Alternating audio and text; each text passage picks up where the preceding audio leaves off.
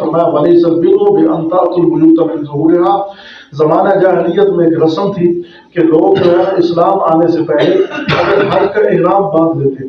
تو احرام باندھنے کے بعد اگر وہ جا رہے ہیں رستے میں انہیں یاد آیا کہ ہماری کوئی چیز گھر میں رہ گئی تھی، ہم نے تو جو ہے نا اپنے پیسے نہیں اٹھائے تھے یا ہم نے جو ہے نا کوئی چیز گھر میں بھول آئے، اب جب واپس آتے نا احرام باندھے ہوئے تو واپس آنے کے لیے انہوں نے ایک رسم بنائی ہوئی تھی کہ وہ یوں کرتے کہ گھر کے دروازے سے نہیں آتے تھے بلکہ گھر کے پچھلی جانب وہ ایک نقب لگاتے، جیسے چور جو ہے نا چور دروازہ نکالتے ہیں، وہ اس طرح نقب لگاتے اور نقب لگا کر وہاں سے داخل ہوتے،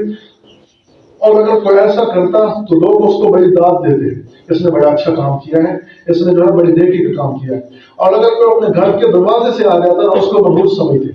یعنی انہوں نے ایک پکی رسم بنائی ہوئی تھی کہ یہ منحوس ہے، یہ اپنے گھر سے دروازے سے داخل ہو گیا ہے۔ اور اسی طرح ایک واقعہ آپ صلی اللہ علیہ وسلم کے زمانے میں آیا، کیونکہ یعنی یہ صراحتاً حکم نہیں آیا تھا، صحابہ کرام جا رہے تھے تو راستے میں جو ہے نا ایک صحابی کو ضرورت پیش آئی، انہوں نے احرام باندھا ہوا تھا اور واپسی پر آئے، راستے میں کوئی ضرورت، کوئی ہمارے گھر میں کوئی چیز بھول گئی، وہ لینے کے لیے گئے اور واپسی میں وہ اسی دروازے سے داخل ہو گئے جس دروازے کے اندر ہو گئے آتے جاتے تھے، داخل ہو گئے اور اپنی چیز اٹھائی اور فوراً پیچھے بھاگ گئے۔ اب لوگوں نے اسے منحوس دیکھنا شروع کر دیا کہ دیکھو جی وہ اسی دروازے سے داخل ہو گیا ہے جس دروازے سے عام طور پر عام روٹین میں آتے جاتے ہیں، انہوں نے تو اچھا کیا۔ اللہ تبارک و تعالیٰ نے پھر یہ احکام نازل فرمایا وَلَيْسَ الْبِرُّ بِأَن تَأْتُوا الْبُيُوتَ مِن ظُهُورِهَا، یہ کوئی نیکی کا کام نہیں ہے کہ تم گھروں کے اندر ان کی پشت سے داخل ہو جاؤ، یہ کوئی نیکی کا کام نہیں، وَلَٰكِنَّ الْبِرَّ مَنِ اتَّقَىٰ، نیکی تو یہ ہے کہ جو آدمی پرہیزگار بن کے رہے، اللہ تعالیٰ کے احکام پر عمل کرے۔ اللہ نے یہ کہاں حکم دیا ہے کہ تم جب احرام باندھ لو تو دیکھ جو ہے نا دوسری طرف سے داخل ہو اور دروازے سے داخل نہیں ہونا، بلکہ اللہ کا حکم ماننے میں ہی نیکی ہے، تقویٰ ہے۔ وَأْتُوا الْبُيُوتَ مِنْ أَبْوَابِهَا، گھروں کے اندر ان کے دروازوں سے آؤ، الگ دروازے نکالنے کی ضرورت نہیں ہے،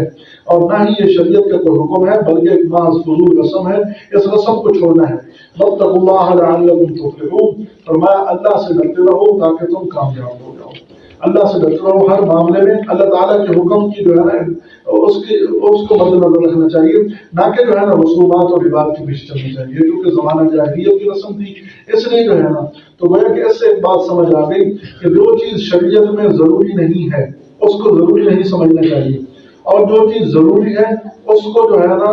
اگنور نہیں کرنا چاہیے، اس کو چھوڑنا نہیں چاہیے، جو چیز ضروری ہے اس پر عمل کرو اور جو چیز ضروری نہیں ہے اس کو جو ہے نا ضروری نہیں سمجھنا چاہیے۔ اب ان لوگوں نے ایک ناجائز چیز کو ضروری سمجھا ہوا تھا، اس لیے اگر کوئی دروازے سے داخل ہوتا تو اس کو منحوس سمجھتے تھے، بلکہ اس کو اعلان کرتے تھے کہ فلاں بڑا منحوس ہے، فلاں بڑا جو ہے نکالا ہے کہ وہ گھر میں دروازے سے داخل ہو گیا۔ فرمایا نہیں، ایسی چیزوں کا شریعت میں خواہ مخواہ مداخلت کرنا، دخل کرنا، جیسے آج کل ہمارے اندر رواج پڑ چکے ہیں، ان رواجوں کو ہم نے اتنی اہمیت دے دی ہے کہ اب ہم ان کو شریعت سمجھنے لگ گئے ہیں۔ اب جو ہے اگر وہ رواج نہ کریں تو برادری والے بھی نہیں ٹھہرنے دیتے، اور لوگ بھی کہتے ہیں کہ بھیا دیکھو جی اس کے پاس کچھ نہیں تھا، اس نے یہ نہیں کیا وہ نہیں کیا۔ تو یہ شریعت نے یہاں سے ایک مسئلہ بیان کیا ہے کہ جو چیز ضروری ہے اس کو ضروری سمجھو، جو چیز ضروری نہیں ہے اس کو شریعت کا حصہ نہ بناؤ۔ تو ان لوگوں نے اپنے مذہب کا ایک حصہ بنایا ہوا تھا کہ جب احرام باندھ لو تو پھر گھر کے دروازے سے نہیں آنا۔ اللہ تعالیٰ نے فرمایا نہیں، یہ کوئی شریعت نہیں ہے، وَلَٰكِنَّ الْبِرَّ مَنِ اتَّقَىٰ، نیکی تو یہ ہے کہ جو آدمی ڈر جائے،